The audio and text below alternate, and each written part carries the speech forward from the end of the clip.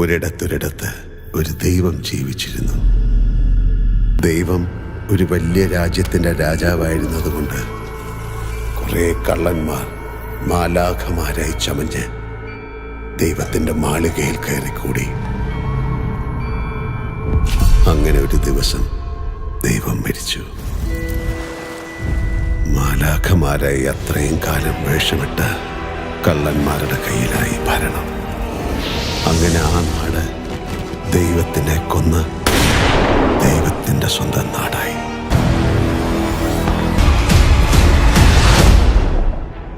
उसकी आंखें सब देख रही है. പിതാവിൻ്റെയും പുത്രൻ്റെയും ഇടയിൽ വിരിഞ്ഞ ഇരുട്ടിൻ്റെ പൂവ്, തമോ ഗോളങ്ങളുടെ എമ്പുരാൻ.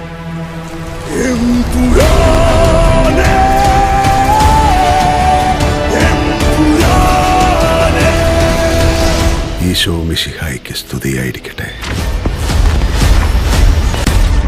ഇവൻ ആരാണെന്നോ എവിടുന്നാണെന്നോ ആർക്കും അറിയില്ല.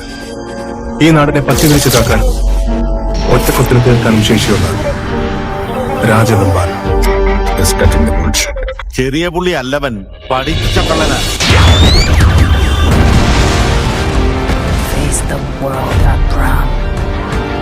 ദൈവപുത്രൻ തന്നെ തെറ്റ് ചെയ്യുമ്പോൾ ചെകുത്താനെ അല്ലാതെ വേറെ ആരെ ആശ്രയിക്കാൻ? Because the enemy of an enemy is a friend.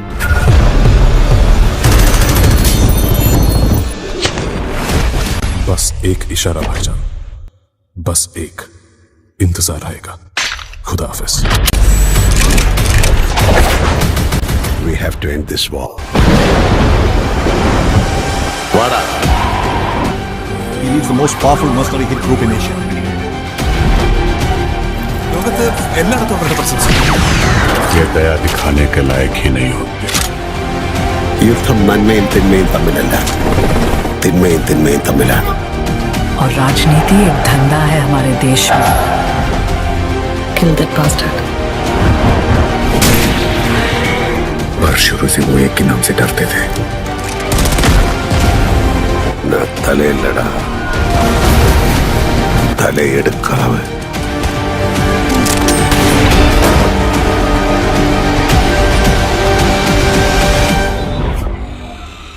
But answer this one question. Who are you really? Lucifer.